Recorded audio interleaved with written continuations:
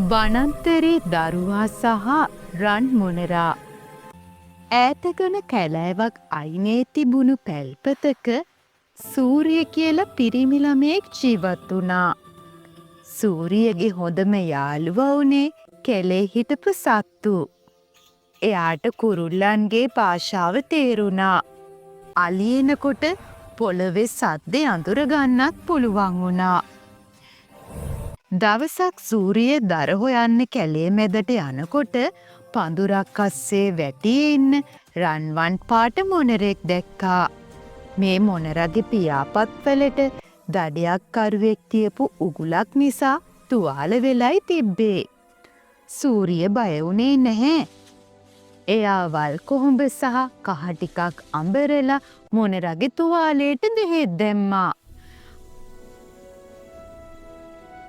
බය වෙන්න එපා යාළුවේ, මම ඉන්නවා, සූරිය හෙමින් කිව්වා.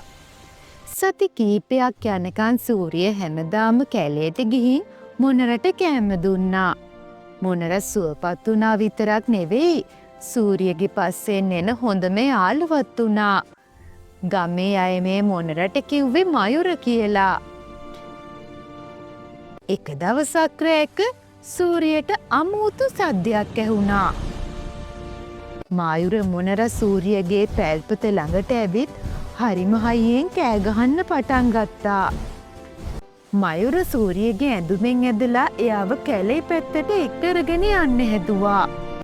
සූරිය දැනගත්තා මොකක් හරි අනතුරක් කියලා. සූරිය එළියට යනකොටම දැක්කා ගම පැත්තෙන් ලොකු ලැව්ගින්නක් එනවා. මයුර මොනර සූරියව එක්කරගෙන ගියේ කැලේ මැද තිබුණු විශාල ගල් ගුහාවකට. සූරිය එතනට ගිහින් බලනකොට එයාගේ ගමේ තවත් ළමයින් පිරිසක් පාර වැරදිලා බය වෙලා ඉන්නවත් දැක්කා. සූරිය තමන් දන්නා කෙටි පාරවල් දිගේ මොනරාගේ මඟ පෙන්වීමෙන් ඒ හැමෝම ආරක්ෂිත තැනකට එක්කරගෙන ගියා. ගින්න නිවුණට පස්සේ හැමෝම සූරියට ස්තුති කළා. සූරිය, ඔයා කොහොමද මේ පාරවල් දන්නේ? ගමේ අය ඇහුවා. මම කැලෑවට ආදරය කරනවා. එතකොට කැලෑවත් මාව ආරක්ෂා කරනවා. එදා ඉඳන් ගමේ කවුරුත් කැලේ සත්තුන්ට හිංසා කළේ නැහැ. සූරිය වනාන්තරයේ සැබෑ ආරක්ෂකයා බවට පත් වුණා.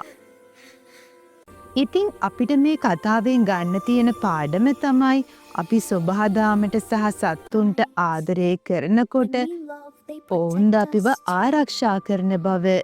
අවංක මිත්‍රත්වය සහ කරුණාව ලෝකයේ ඇති බලවත්ම ආරක්ෂාවයි.